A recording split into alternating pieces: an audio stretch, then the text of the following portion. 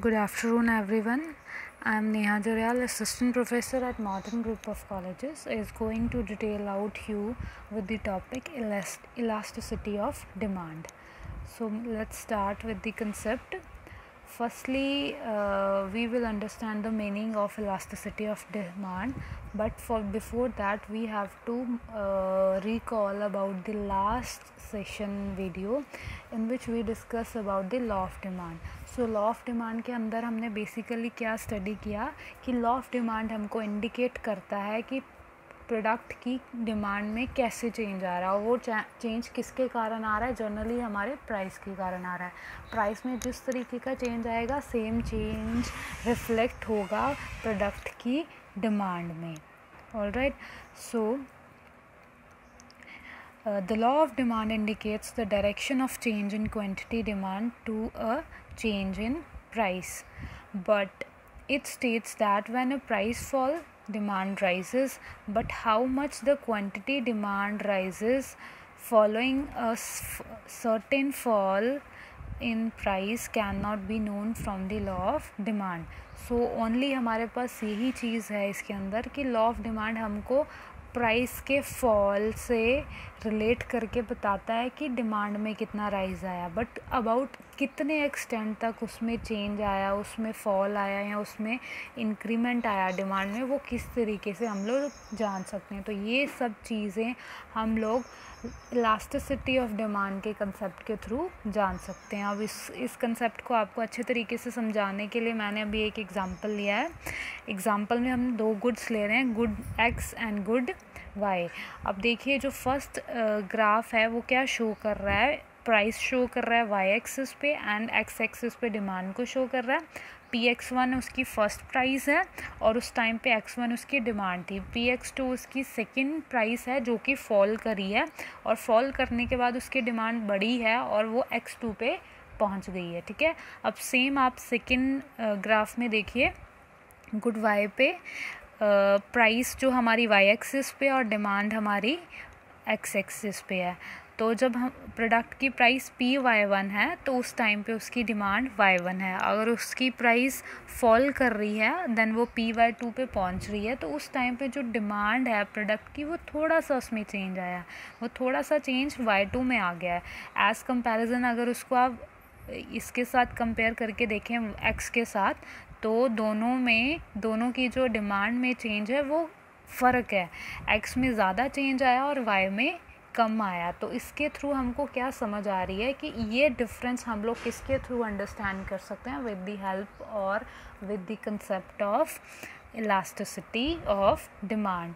सो इस केस में हम लोग ये अंडरस्टैंड कर रहे हैं कि जो हमारा गुड एक्स है इज़ मोर सेंसिटिव और responsive to the change in price then the good Y. So price में जितना चेंज आया वो एक्स में ज़्यादा फ़र्क पड़ा उसकी डिमांड में, बट वाई में नहीं पड़ा। तो इस होलसम कंसेप्ट को हम लोग क्या कंसीडर कर सकते हैं, इलास्टिसिटी ऑफ डिमांड, कि हम इलास्टिसिटी ऑफ डिमांड को इसी कंसेप्ट के थ्रू अंडरस्टैंड कर सकते हैं कि कितना चेंज प्राइस में आया और उसी हिसाब से कितना चेंज उसकी क्वांटिटी ऑफ डिमांड में आया। ठीक है, so next definition of price elasticity of demand. As हमने कंसेप्ट आपको क्लियर हो गया, अब उसकी डेफिनेशन समझते हैं। हम इसको प्राइस इलास्टिसिटी ऑफ डिमांड भी बोल सकते हैं एंड जर्नल वे में भी इलास्टिसिटी ऑफ डिमांड भी बोल सकते हैं। तो डेफिनेशन देखिए इसकी, the price elasticity of demand for a good is a measure of the degree of responsiveness of the quantity demand to the change इन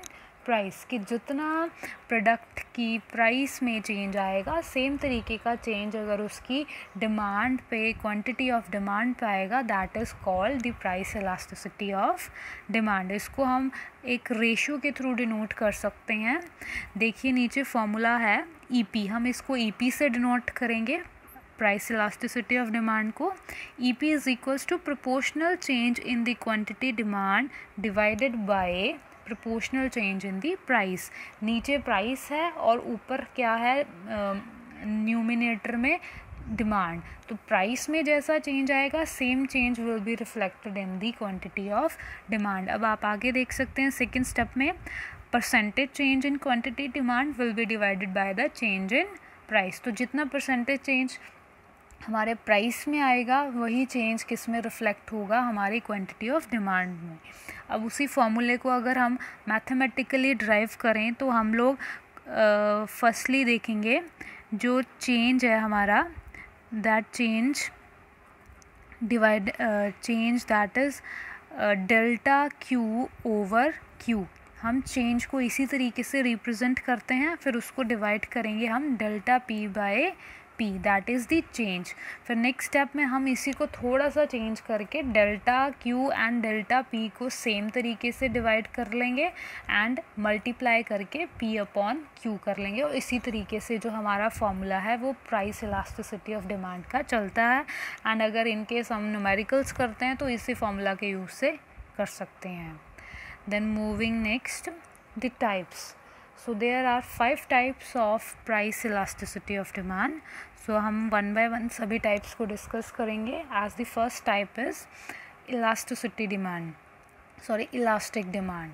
सो पहली टाइप को हम इलास्टिक डिमांड क्यों बोलते हैं? Demand is said to be elastic if the change in price cause a more than proportionate change in the quantity of demand, कि जितना हमारी price में ज़्यादा चेंज था पर उससे ज़्यादा चेंज उसकी डिमांड में नहीं आया, उस तरीके की डिमांड को हम लोग इलास्टिक डिमांड बोलते हैं।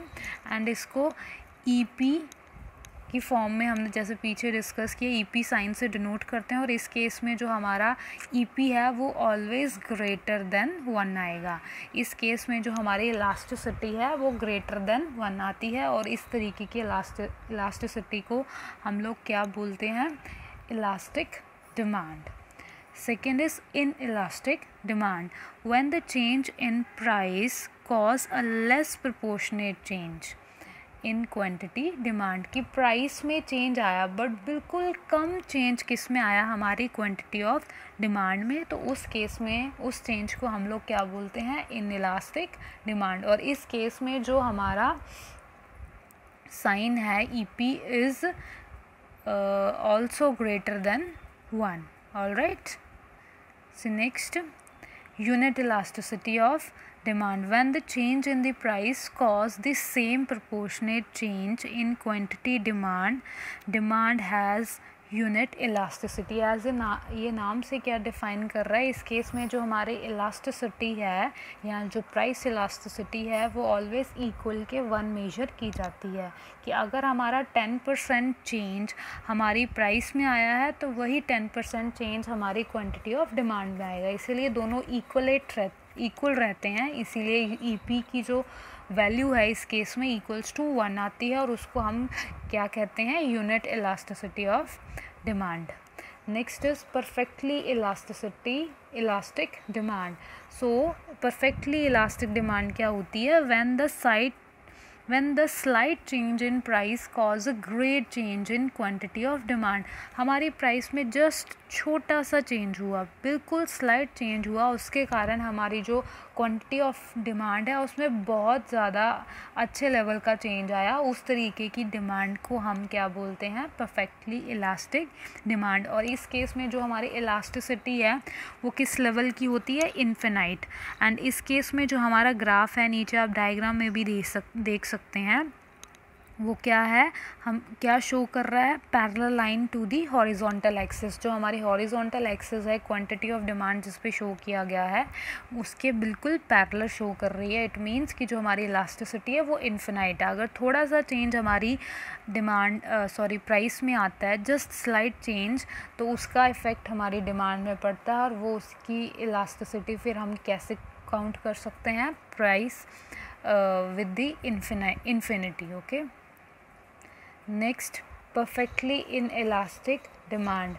अब ये वो केस है जिसमें हमारी जो डिमांड है वो ऑलवेज ज़ीरो पे रहेगी। मीन्स कि अगर प्राइस में कुछ भी चेंज आ रहा है, उस चेंज चाहे कम हो रही है प्राइस, चाहे ज़्यादा हो रही है, कैसा भी चेंज प्राइस में आ रहा है, बट उसका रिफ्लेक्शन हमारी प्रोडक्ट की क्वांटिटी में शो नहीं हो रहा है। तो उस तरीके के चेंज को हम क्या बोलते हैं? Perfectly inelastic demand. और इस केस में हमारे ईपी को हम इक्वल्स टू 0 शो करते हैं।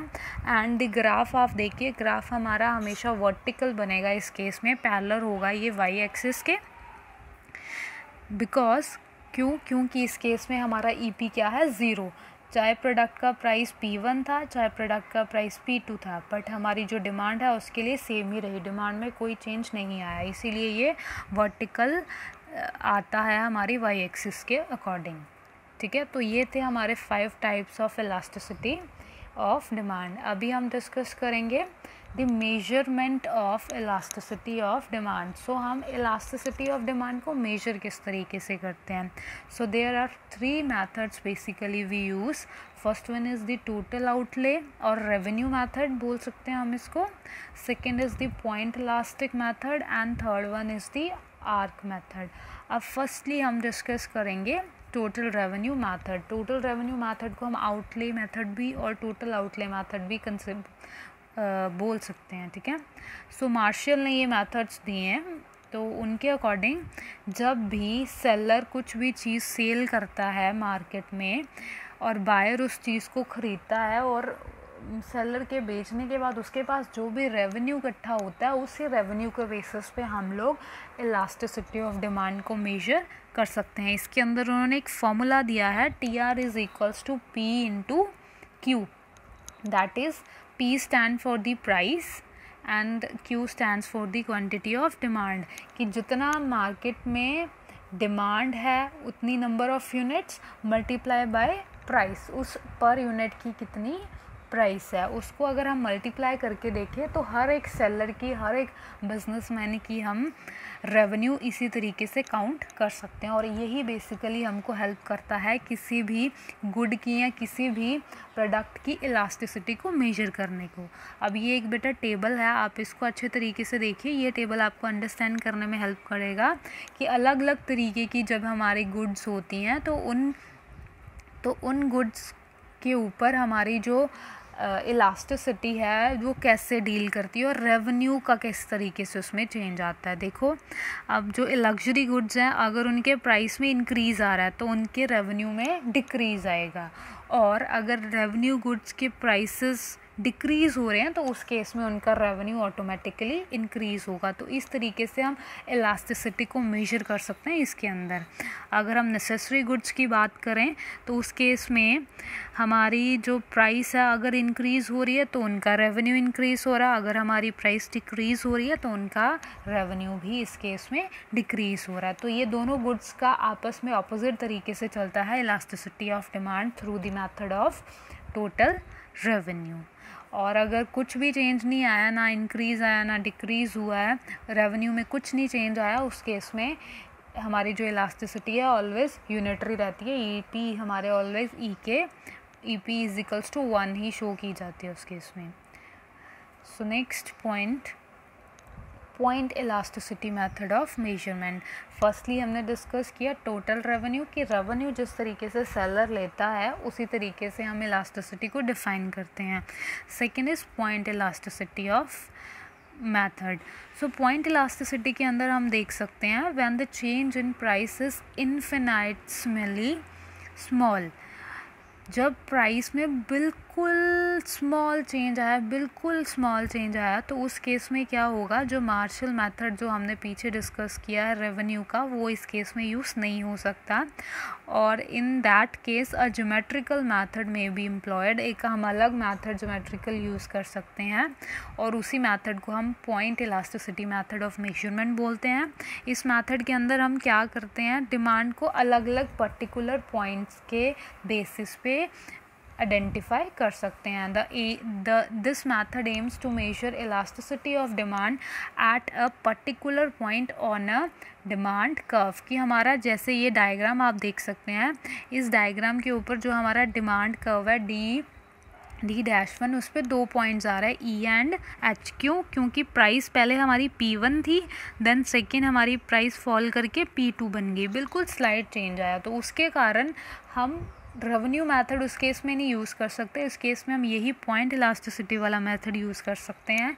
क्यों, हम इसमें डिमांड कर्व के अलग अलग सेक्शंस बना देंगे, सेगमेंट्स बना देंगे, एंड उन सेगमेंट्स के बेसिस पे हम कैलकुलेशन कर सकते हैं एंड अंडरस्टैंड कर सकते हैं इलास्टिसिटी ऑफ डिमांड को। ये फॉर्मूला है इसके अंदर, that is lower segment will be divided by the upper segment. तो इनको सेगमेंट अकॉर्डिंग हम डिवाइड करके देन प्राइस और क्वांटिटी को कंसीडर करते हुए हम लोग ये फॉर्मूला यूज़ करके पॉइंट इलास्टिसिटी वाला मेथड यूज़ कर सकते हैं और इसी तरीके से हम इलास्टिसिटी को मेजर कर सकते हैं. And the last one is the arc elasticity method.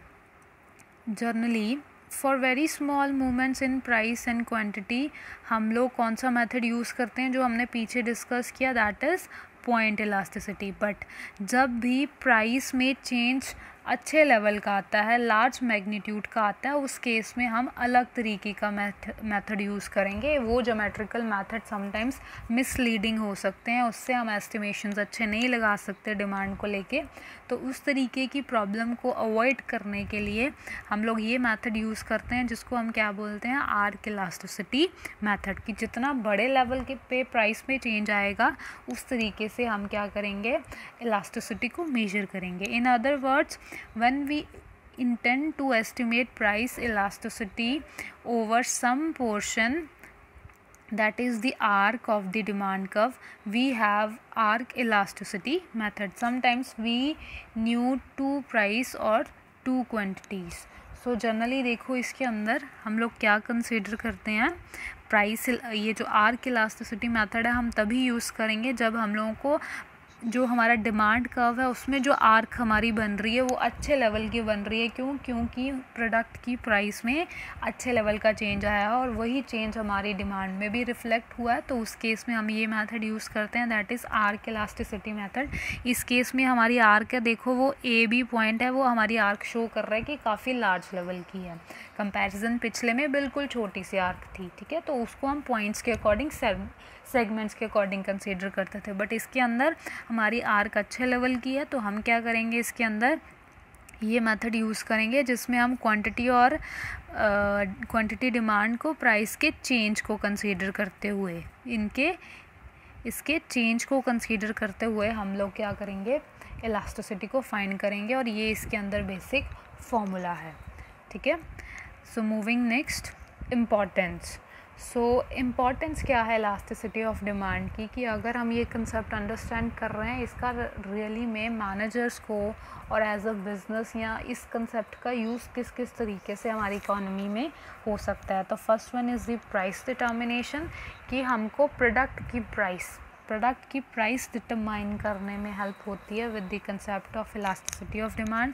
ये सारी चीज़ें हम पीछे अभी यही पढ़ के आए हैं कि जिस तरीके से प्राइस में हल्का सा चेंज होता है या ज़्यादा चेंज होता है तो हमको उसकी डिमांड का पता चल जाता है. तो हम अगर डिमांड एस्टिमेट कर लेते हैं तो हम अपने प्रोडक्ट का जो प्राइस है, जब हमने प्राइस डिसाइड करना है वो उसी तरीके से हम उसकी क्या करेंगे, प्राइसिंग करेंगे. Second is the wage determination. अब वेज डिटर्मिनेशन मीन्स जनरली अब हमारे जो वर्कर्स हैं, जो भी हमारे एम्प्लॉयज़ हैं जो काम कर रहे हैं, उनका वेज हम किस तरीके से डिटरमाइन कर सकते हैं. अगर हमको इलास्टिसिटी ऑफ डिमांड का कंसेप्ट अच्छे से पता है और हमको पता है उसके बाद हमको किस तरीके का रेवेन्यू होने वाला है, एंड उसी रेवेन्यू के बेसिस पे ही हम लोग क्या करेंगे, जो हमारे वर्कर्स हैं, जो हमारे एम्प्लॉयज़ हैं, उनकी डिटर्मिनेशन कर सकते हैं, उनके वेजेस की, उनके सैलरीज़ की. तो बेसिकली इलास्टिसिटी कंसेप्ट हमको एस्टिमेट करने में हेल्प करता है वेज डिटर्मिनेशन की. Third is policy determination.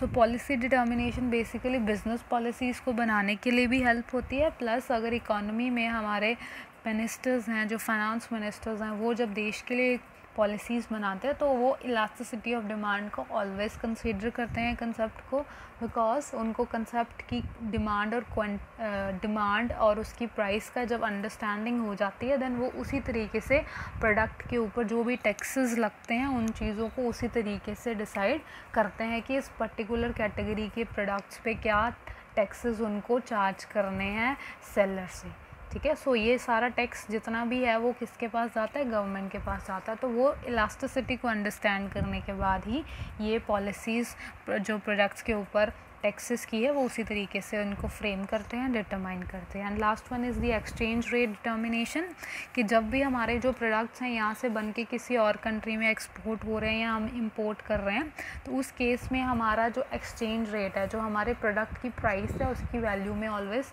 Change आता है. तो अकॉर्डिंगली हम इसको समझेंगे एंड उसी तरीके की डिमांड के बेसिस पे हम प्रोडक्ट की प्राइस को डिसाइड करेंगे एंड उसका एक्सचेंज रेट भी अकॉर्डिंगली ही डिसाइड करेंगे, डिटरमाइन करेंगे with the help of only elasticity of demand. So this was the concept of elasticity of demand. In the next session we will discuss about the other types of elasticity of demand. That's all for today. Thank you.